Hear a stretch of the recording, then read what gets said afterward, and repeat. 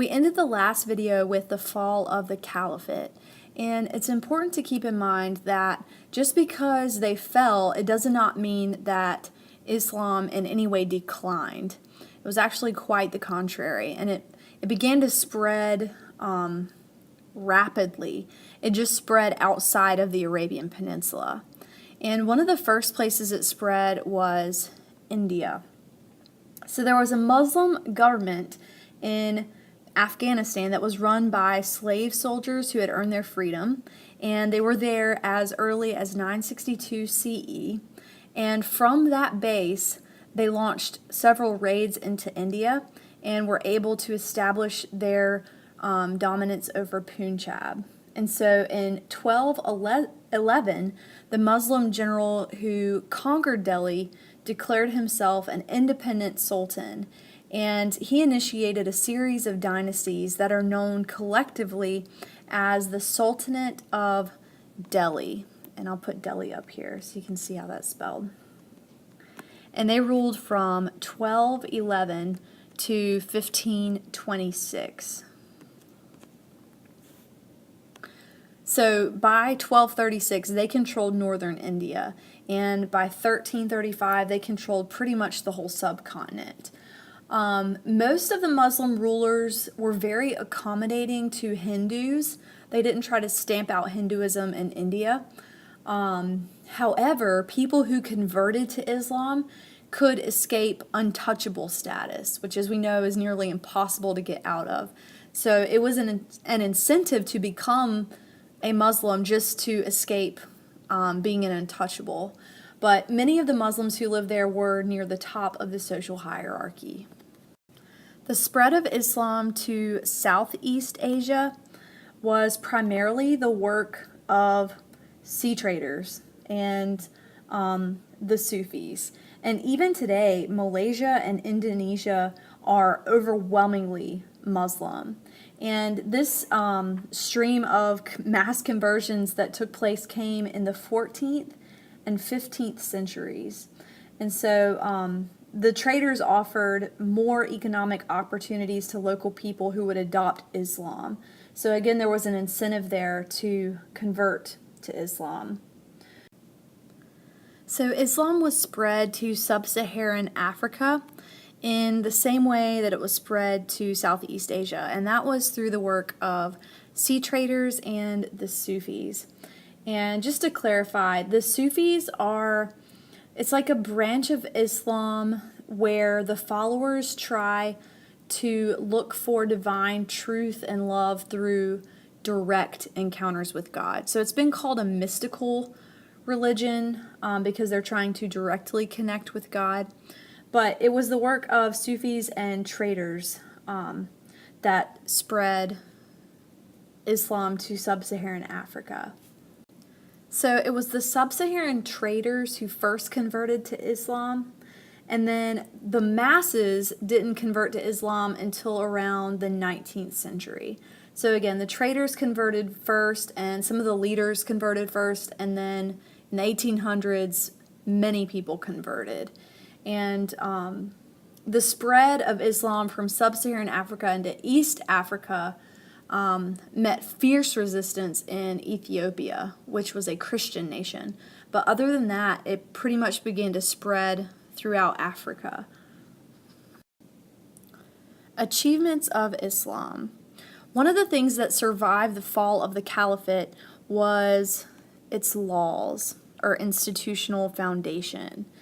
This has been called Sharia law. At any rate, Sharia lived on and flourished after the caliphate fell. So these laws are just formal terms for the standards of proper conduct. And mostly they deal with things like marriage and divorce and the responsibilities of parents and children, inheritance, and even gives advice on everyday things like eating and drinking and dressing and housekeeping. And so the early caliphs, when they were trying to confront legal questions, they came up with these laws by looking at the Quran, the Hadith, which are the direct quotations of Muhammad, and the different biographies of the prophets or the prophet for their core teachings. And so then they relied on a combination of local customs and their own judgments in order to make the final decisions for these laws. But this was definitely one of the things that continued to thrive and influence other areas. So these three are considered the intellectual achievements of Islam. And the first one is history. Their first historian and theologian was Al-Tabari, who lived from 839 to 923 CE. And he was the one that introduced formal historical writings. And his work was called The History of Prophets and Kings. And there was even a segment on prophecy that recorded the contributions from Abraham all the way through to Muhammad. And this would be referring to the same Abraham that appears in the Bible. If you remember, when God promised Abraham that he would have a son, Sarah, his wife, laughed, of course, because they were 100 years old. So she gave Abraham her slave, Hagar, and he had an illegitimate son with Hagar named Ishmael. And from Ishmael came this group of people that started Islam. So in addition to Al-Tabari, there was another important Islamic historian whose name was Ibn Khaldun. And he was the first to apply social science theory to the study of history. And his most important contribution was a work called Universal History that stressed a cyclical theory of history. And so the cycle that he talked about was nomadic people would go into urban areas and conquer the people who settled there, and then take over their cities, settle into lives of luxury, and then themselves fall prey to the next round of invasion by even more robust nomads. So he was a prominent Arabic historian, or Islamic historian. He was actually from Tunis in Africa. So Muslims made some important philosophical contributions as well. Early on in Muslim history, theology and philosophy and reason had been regarded as inferior to the revelation of God in the Quran. But as Muslims came into contact with Hellenistic and Indian philosophies and ideas, they were increasingly drawn to the concepts of Plato in particular. And so over the next 200 years, about 80 Greek authors were translated into Arabic, including Aristotle and Plato, Galen, Euclid, and there were some other Sanskrit and Persian writings as well that were translated. And one of the reasons that these writings came out or made it out of the Dark Ages was because Muslims preserved them. So there was an important group of Islamic philosophers named,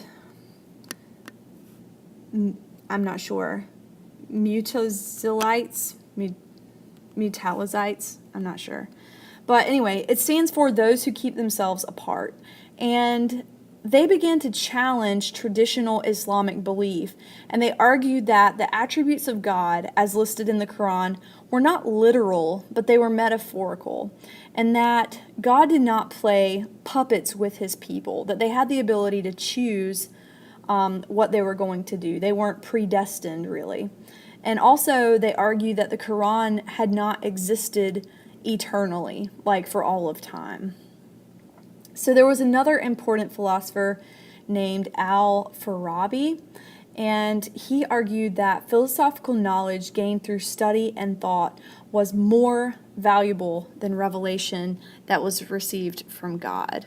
And I'll put his name up here so you can add it to your notes. But this kind of philosophical speculation, like saying that the Quran wasn't literal and that reason was more important than revelation to God, was not really common Islamic practice. This was marginal practice. Most people did not believe this. Most people were devout Muslims.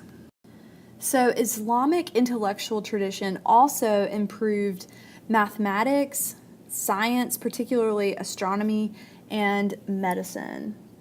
Arabs adopted and transmitted Hindi numerals and the decimal system, including the zero, and they spread those throughout the empire and into Europe, where they were called Arabic numerals. Actually, they weren't Arabic, they were Hindi, but they were called Arabic.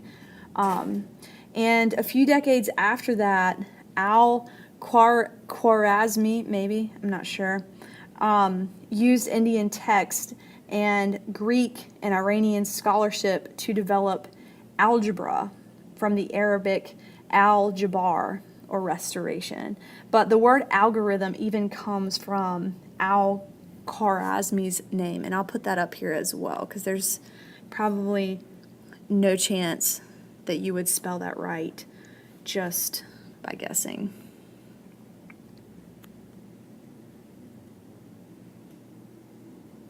Okay, and so he came up with the concept of algebra. There was also an important Islamic astronomist, and his name was Biruni. And he basically wrote a collection of Islamic astronomy, and this just incorporated findings throughout the empire. So it wasn't like he came up with all of these ideas on his own. He more or less compiled them using Arabic math and astronomical theories. And apparently it was these theories that informed Copernicus in the 16th century in his heliocentric theory. And the importance of that is that Copernicus is normally the one that is, credited for discovering that the planets in the solar system revolve around the sun instead of the geocentric model, which was proposed by Aristotle, which said that all of that revolved around the earth. So that had Islamic roots. Okay, so another important name, Al-Razi, and he compiled an encyclopedia of medicine, and he had Greek and Syrian, Indian, Iranian, and Arab writers that contributed on every disease that was pretty much known to man, and he included his own observations and opinions as well. So the important thing about Islamic technology was not necessarily that they came up with a bunch of different inventions or ideas, but that they spread them all over the world at the time. Islam served as a network of communication that linked all major civilizations in Eurasia. And so, like, for instance, they learned papermaking from the Chinese and sent that technology throughout their domain. And they did the same thing with the crops. Between the 8th and 10th centuries, Arabs brought from India wheat, rice, sugarcane, bananas, oranges, lemons, limes, mangoes, watermelon, all kinds of stuff.